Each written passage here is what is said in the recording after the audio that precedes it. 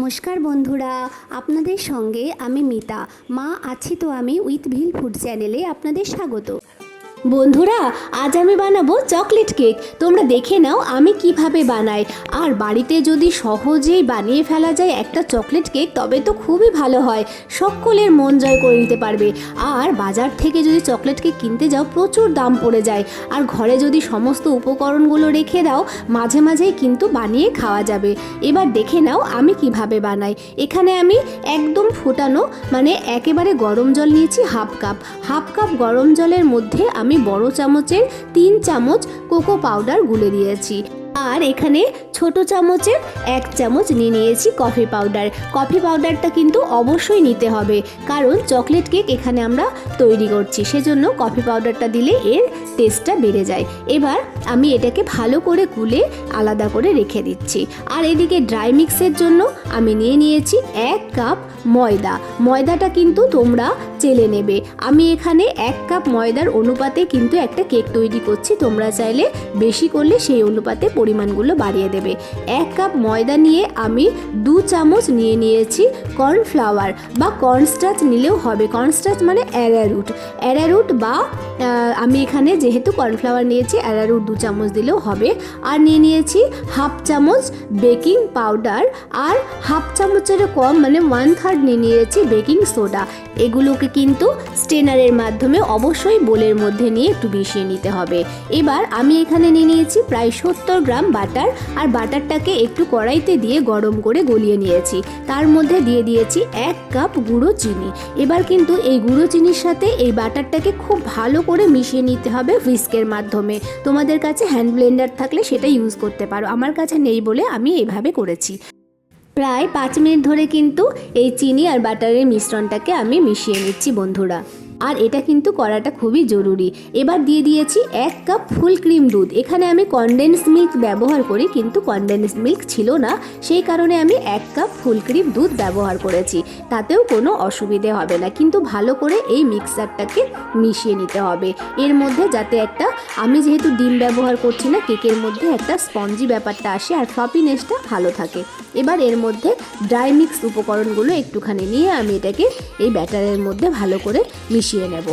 এবার ব্যাটারটাকে খুব ভালো করে হুইস্কের মাধ্যমে মিলিয়ে নিতে হবে। এবার এর মধ্যে দিয়ে দেব আমি কিছু কাজু কুচি করে রেখেছি, সেই কাজু কুচি দিয়ে দেব, কিছু কিশমিশ দিয়ে দেব। তোমরা ইচ্ছে মতো এখানে ড্রাই ফ্রুটস ব্যবহার করতে পারো। আর দিয়ে দেব কিছুটা মোরব্বা কুচি করে নিয়েছি কিন্তু, আর টুটি ফুটি দিয়ে দেব। আর দিয়ে দেব চেরিগুলোকেও আমি একটু কুচি কুচি করে নিয়েছি, আর কিছু আমন্ড। এবার এগুলো কিন্তু ভালো করে মিক্স করে নিতে হবে। আর মিক্সটা করাটা কিন্তু খুবই জরুরি বন্ধুরা। এবার আরও যে কিছু আমার ড্রাই মিক্স আছে তার মধ্যে এই ব্যাটারটাকে দিয়ে দেব। আর ব্যাটারটাকে আস্তে আস্তে দিয়ে আমি সম্পূর্ণ যে ড্রাই মিক্স আছে সেগুলো সুন্দর করে কিন্তু মিলিয়ে নিতে হবে। বোলের মধ্যে যে গুঁড়ো ময়দাগুলো আছে সেগুলো যাতে সম্পূর্ণভাবে এই ব্যাটারের সাথে একসাথে মিক্স হয়ে যায় সেটা কিন্তু অবশ্যই দেখবে। আর এটা ভালো করে কিন্তু হুইস্কের মাধ্যমে মিলিয়ে নিতে হবে, এর মধ্যে কোনো লাম্পস না থাকে সেটাও খেয়াল রাখতে হবে। দেখো প্রায় ভালো করে কিন্তু মেশানো হয়ে গেছে। এবার আমি এর মধ্যে যে কোকো পাউডারটা গুলে রেখেছিলাম সেটা আমি দিয়ে দেব কফি আর কোকোর মিক্সটা। তোমরা চাইলে ভ্যানিলা এসেন্স ব্যবহার করতে পারো, কিন্তু চকলেট কেকে আমি সেই ফ্লেভারটা আনতে চাইনি, তাই আমি এখানে সেটা ব্যবহার করিনি। এবার ভালো করে মিক্স করে নিতে হবে। আর এদিকে আমি একটা কড়াইয়ের মধ্যে দিয়ে দিয়েছি কিছু পরিমাণ লবণটার কালারটা চেঞ্জ হয়ে গেছে বলে তোমরা কিন্তু কিছু ভেবো না। এই লবণটা এই ধরনের রেসিপি করার জন্য এরকম রং হয়ে গেছে, মানে বাদামি রঙের। যাই হোক, তোমরা চাইলে প্রেশার কুকারের মধ্যে করলেও করতে পারো, কিন্তু প্রেশার কুকারের মধ্যে তোমরা অবশ্যই প্রেশারের সিটিটা আর প্রেশারের গার্ডারটা খুলে দেবে। এবার যে বাটিটাতে আমি কেক করব সেই বাটির মধ্যে দিয়ে দেব কিছু পরিমাণ তেলটাকে ভালো করে কিন্তু চারিপাশে মিশিয়ে নিতে হবে।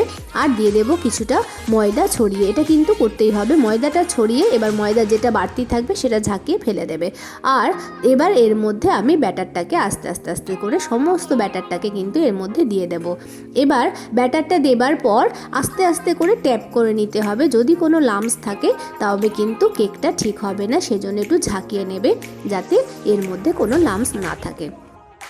এবার লবণের ওপরে কেক বাটিটাকে বসিয়ে দিতে হবে আর একটা ঢাকনা দিয়ে আমি ঢেকে দিয়েছি। আর দেখো, যেহেতু কড়াইয়ের থেকে আমার বাটিটা একটু বড় হয়ে গেছিলো, তাই একটা বড় ঢাকনা দিয়ে আবার তার উপরে ঢাকনা দিয়ে ঢেকে দিয়েছি। আর এটা প্রায় 30 মিনিটের মধ্যেই কিন্তু রেডি হয়ে যাবে। আমি 30 মিনিটের আগে মানে 20 মিনিটের সময় কিন্তু আমি এই কাজু বাদাম দিয়ে একটু সাজিয়ে নিয়েছিলাম। আর দেখো, আমি কাঠি দিয়ে চেক করে দেখলাম কোনো ব্যাটারের মধ্যে লেগে নেই, তার মানে কেকটা রেডি হয়ে গেছে। যদি লেগে থাকতো তাহলে আর একটুখানি ওয়েট করতে হতো।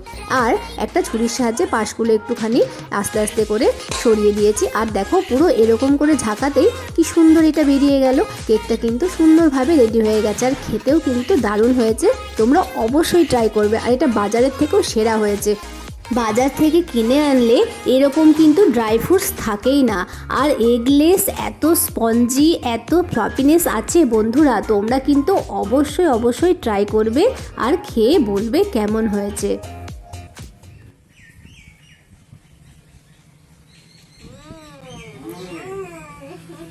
দারুণ দারুণ, একেবারে দোকানের চকলেটের কেক।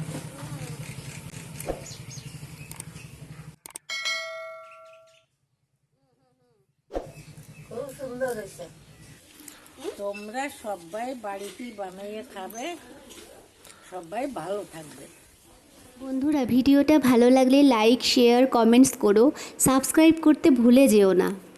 বন্ধুরা, পাশে থাকার জন্য ধন্যবাদ।